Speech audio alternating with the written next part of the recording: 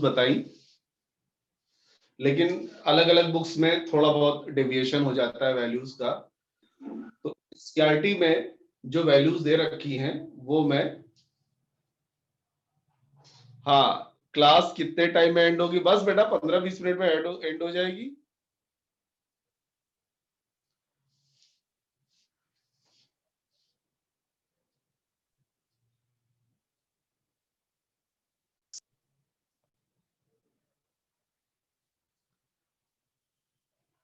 वही 6 बजे के आसपास क्लास एंड हो जाएगी।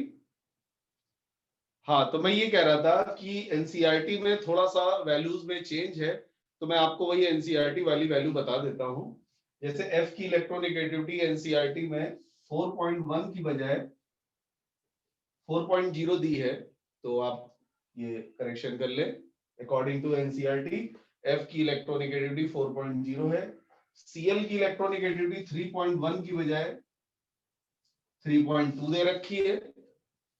ब्रोमीन की यही है 3.0, और आई की जो इलेक्ट्रोनेगेटिविटी है वो 2.6 की बजाय 2.7 दे रखी है। तो थोड़ा सा 0.1 का बस फर्क है, तो ये ध्यान रखिए। यस, एनसीईआरटी वाली यूज करेंगे, एकदम सही, एनसीईआरटी वाली वैल्यूज ही आपको ध्यान रखनी है, और ये वैल्यू आपको रटनी नहीं है। अगर एग्जाम में इलेक्ट्रोनेगेटिविटी के ऊपर क्वेश्चन आएगा तो क्वेश्चन में इलेक्ट्रोनेगेटिविटी की वैल्यू दी होगी। ये तो बस मैंने ऐसे ही बता दिया ताकि ध्यान रहे कि किस हिसाब से इलेक्ट्रोनेगेटिविटी चेंज हो रही है।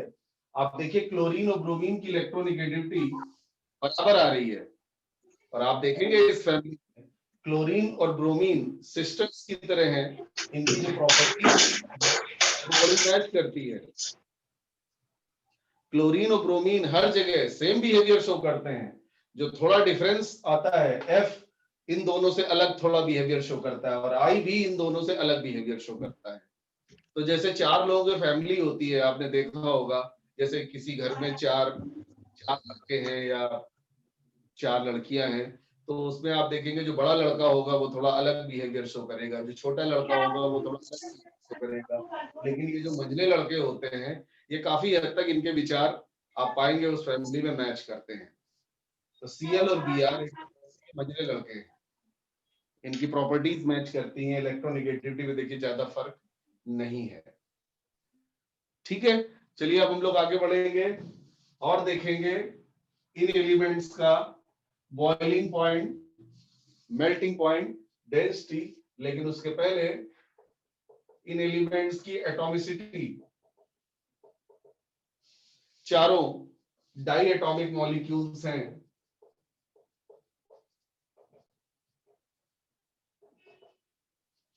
इनकी जो फिजिकल स्टेट होती है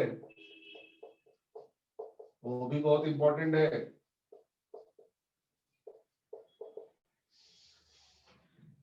जैसे फ्लोरीन, इसका कलर होता है हल्का पीला, और ये गैस होती है क्लोरीन, इसका कलर होता है ग्रीनिश येलो,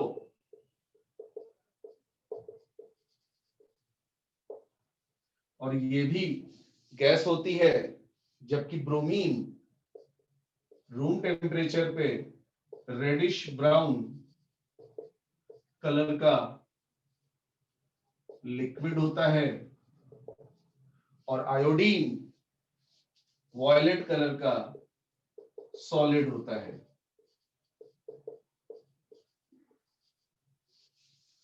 तो ये कलरफुल होते हैं, और ये तीनों फिजिकल स्टेट में पाए जाते हैं। फ्लोरीन और क्लोरीन दोनों गैस हैं, जबकि ब्रोमीन लिक्विड होता है और आयोडीन सॉलिड होता है। इसकी वजह क्या है वो भी समझते हैं। एक्चुअली जो डेंसिटी होती है वो वीएफ यानी वॉन डेर वाल फोर्स पे डिपेंड करती है, और van der Waals force molecular size पे डिपेंड करता है। इसी वजह से फ्लोरीन और क्लोरीन की डेंसिटी काफी कम होती है। ब्रोमीन की डेंसिटी मॉडरेट होती है और आयोडीन की डेंसिटी बहुत ज्यादा होती है। तो बहुत ज्यादा डेंसिटी होने की वजह से ये सॉलिड हो गया, बहुत कम डेंसिटी होने की वजह से ये दोनों गैस हो गई, और मीडियम डेंसिटी होने की वजह से ब्रोमीन लिक्विड हुआ। तो ये ध्यान रखिएगा कि डेंसिटी जो है वो van der Waals force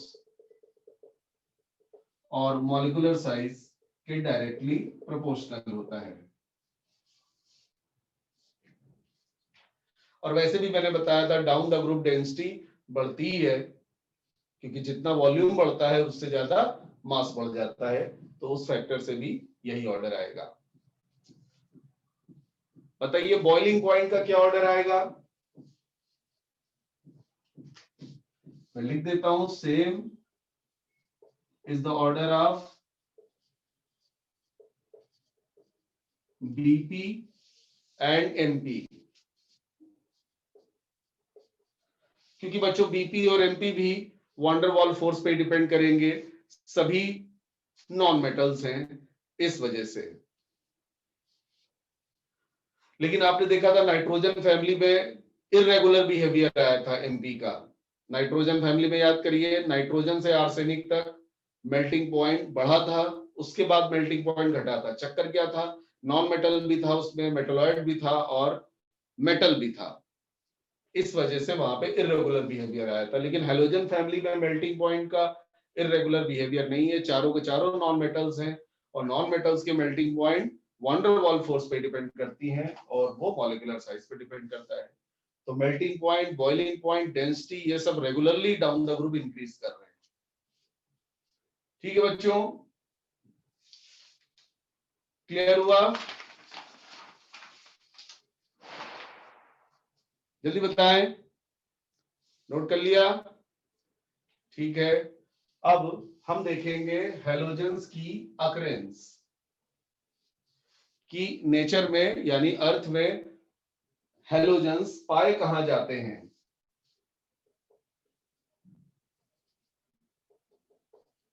occurrence,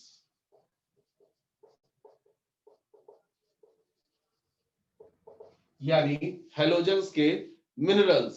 okay Avani, इधर देखिए। अच्छा, ऋषि तिवारी कह रहे हैं समुद्र में, देखिए समुद्र में पाए जाते हैं क्लोरीन, ब्रोमीन और आयोडीन।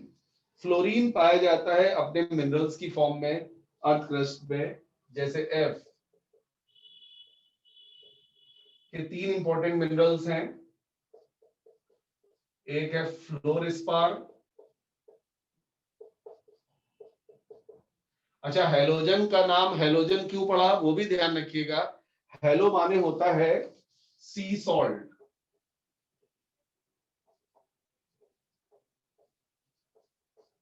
एक्चुअली समुद्र में पाए जाने वाले, हाँ, समुद्र में पाए जाने वाले जो सॉल्ट है उनमें क्लोरीन, ब्रोमीन, आयोडीन मिलते हैं, इसीलिए उनको कह दिया गया है हेलोजन।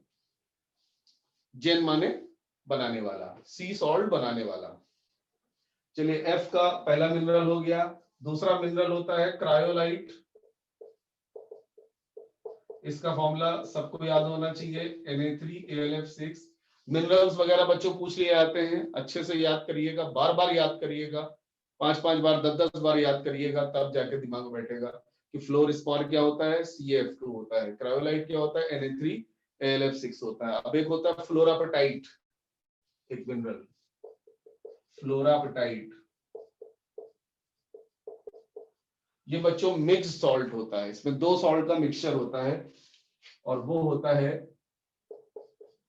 CaF2 और CA3PO4 का होल ट्वाइस, यानी कैल्शियम फ्लोराइड। कैल्शियम फ्लोराइड और कैल्शियम फॉस्फेट का मिक्सचर है 1:3 के रेशियो में, उसे कहते हैं फ्लोरापेटाइट। तो ये एफ के मिनरल्स हो गए।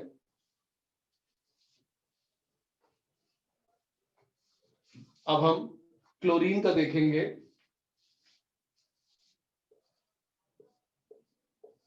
तो क्लोरीन का सबसे इंपॉर्टेंट मिनरल है रॉक सॉल्ट, यानी नमक, NaCl।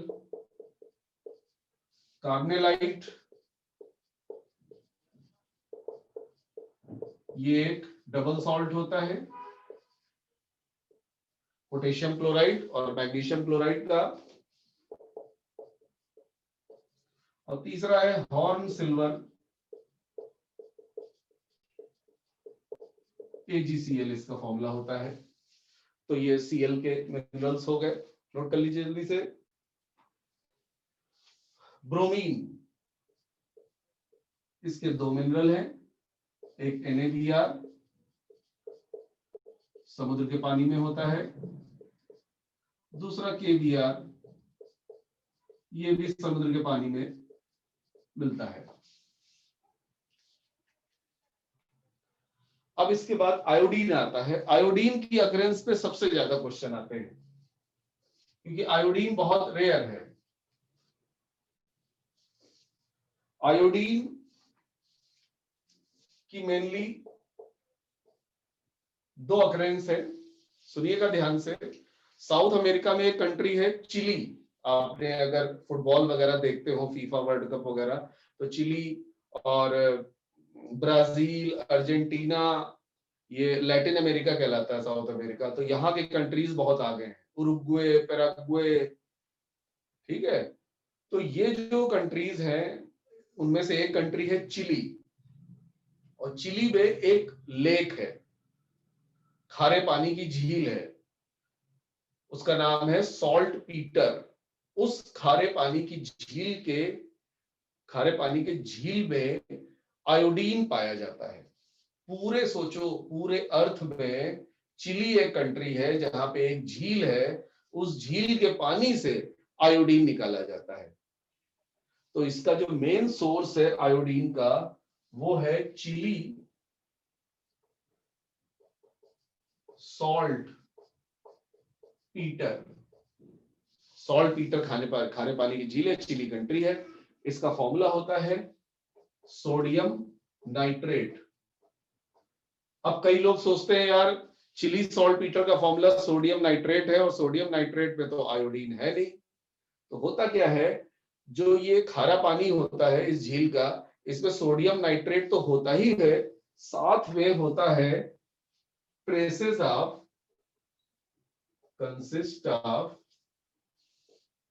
ऑफ सोडियम आयोडेट, इसी में मिलता है आयोडीन। तो ये क्वेश्चन हाउस होल्ड NaCl में भी आयोडीन होता है, वो बहुत ना के बराबर होता है।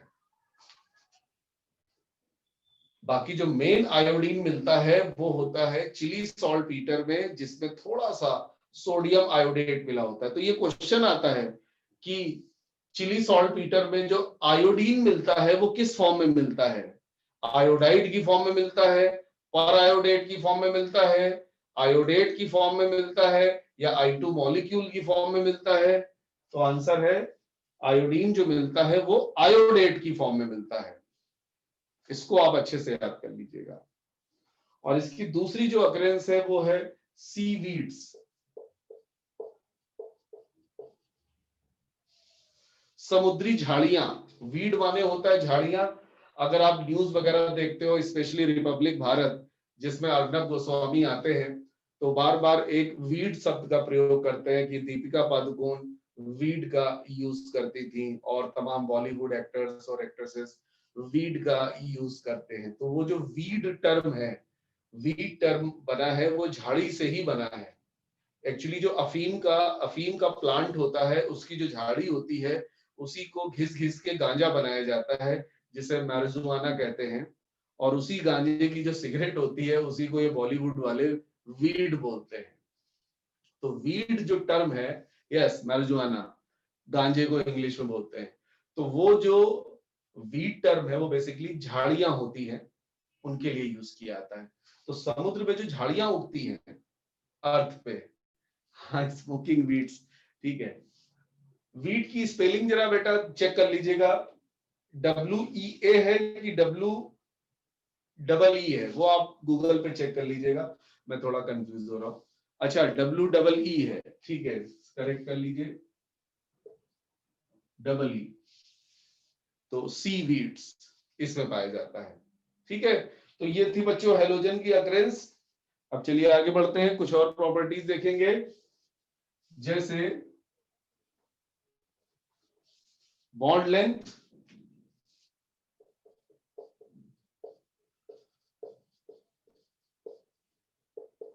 तो देखिए F2Cl2 Br2I2, F2 की बॉन्ड लेंथ सबसे कम होती है और I2 की बॉन्ड लेंथ सबसे ज्यादा होती है, without any exception. Down the group radius बढ़ेगी और रेडियस बढ़ेगी तो बॉन्ड लेंथ भी बढ़ती है। एक्चुअली जो बॉन्ड लेंथ होती है वो बॉन्डेड एटम्स के बीच की डिस्टेंस होती है और वो होती है बच्चों 2r के बराबर। तो जितना ज्यादा एटॉमिक रेडियस होगी उतना ज्यादा d होगा, d यानी बॉन्ड लेंथ। ठीक है, अब इसके बाद एक प्रॉपर्टी है बॉन्ड इंथैल्पी। इस पे बेटा बहुत क्वेश्चन आता है। बॉन्ड इंथैल्पी का मतलब बॉन्ड को ब्रेक करने के लिए जितनी एनर्जी चाहिए, इसे बॉन्ड डिसोसिएशन एनर्जी भी कहते हैं बच्चों, BDE, बॉन्ड डिसोसिएशन एनर्जी। तो बॉन्ड डिसोसिएशन एनर्जी बच्चों डिपेंड करता है बॉन्ड की स्ट्रेंथ के ऊपर। बॉन्ड अगर स्ट्रांग होगा तो उसे तोड़ने में ज्यादा एनर्जी लगेगी। अब इन चारों में किसमें ज्यादा बॉन्ड स्ट्रांग होगा? इन चारों में किसमें ज्यादा बॉन्ड स्ट्रांग होगा? तो मन में यही बात आती है यार, F2 में ज्यादा बॉन्ड स्ट्रांग होना चाहिए, F2 में बॉन्ड ज्यादा स्ट्रांग होना चाहिए, क्योंकि F2 में बॉन्ड लेंथ कम है। बॉन्ड लेंथ कम होगी तो स्ट्रेंथ ज्यादा होगी। तो एक्सपेक्टेड ऑर्डर तो यही है, F2Cl2 Br2 I2, ये एक्सपेक्टेड ऑर्डर है। लेकिन आप देखते हैं कुछ जगह एक्सेप्शन वगैरह आ जाते हैं, तो यहां पे भी एक्सेप्शन आ जाता है। क्यों आ जाता है सुनिए ध्यान से। F2 में जो F है कुछ ज्यादा ही छोटा है, उसमें d ऑर्बिटल तो है नहीं, ऊपर से F के पास 3 लोन पेयर भी हैं। तो देखिए डिस्टेंस कम है, इस वजह से यहां पे बॉन्ड स्ट्रांग होना चाहिए, लेकिन रिपल्सन की वजह से ये बॉन्ड वीक हो गया है। हम लोग अपनी डेली लाइफ में भी ये चीज देखते हैं, हर बार ऐसा नहीं होता कि अगर नजदीकियां हैं तो बॉन्ड मजबूत होगा। कई बार नजदीकियां आने की वजह से बॉन्ड वीक भी हो जाता है। ऐसे आप देख सकते हैं डेली लाइफ में कुछ ऐसे एग्जांपल होते हैं कि जब वो दूर रहते हैं तो दोस्ती रहती है और नजदीक आते हैं तो लड़ाई झगड़ा चालू हो जाता है, मारपीट चालू हो जाती है और बॉन्ड कमजोर हो जाता है। तो ये लगभग वही एक्सेप्शनल बिहेवियर है। एटम नजदीक है, बॉन्ड मजबूत होना चाहिए, लेकिन लोन पेयर रिपल्सन की वजह से बॉन्ड कमजोर हो जाता है। और इसी वजह से जो F2 है वो यहाँ पे एक्सेप्शनल बिहेवियर शो करता है। कितना बॉन्ड कमजोर हो जाता है ये आपको याद करना है, ये तीसरे नंबर पे आता है, यानी Cl2 Br2 से वीक होगा लेकिन आयोडीन से स्ट्रॉन्ग होगा। और यही मेहनत आपकी है, इसी को आपको याद करना है कि F2 तीसरे नंबर पे आता है। तो एक्चुअल ऑर्डर ये होता है बॉन्ड डिसोसिएशन एनर्जी का। नोट कर लीजिए जल्दी से और इसको याद कर लीजिए। तो बच्चों आज की क्लास हम लोग यहीं पे वाइंड अप करेंगे और बाकी नेक्स्ट टर्न पे ट्यूसडे को असाइनमेंट डिस्कस करेंगे और उसके बाद हैलोजन फैमिली की जो जनरल प्रॉपर्टीज हैं कुछ बची हुई हैं उनको डिस्कस करेंगे। तो that's all for today. Okay, हाँ आदित्य गुप्ता, आप मेरे से पर्सनली व्हाट्सएप पे बात कर लीजिए, मैं आपको बता दूंगा। आदित्य गुप्ता, आपका जो क्वेश्चन है वो व्हाट्सएप पे मैं आपको बता दूंगा। ठीक है, ओके बाय सभी लोगों को। असाइनमेंट जरूर लगा लीजिएगा, ट्यूसडे को डिस्कस करेंगे सब लोग, एक एक क्वेश्चन लगा लीजिएगा। Okay Devansh, bye Sudharam, bye Avni. Bye Snehal, bye Sanjeet, bye Anoop, bye Pankaj Patel.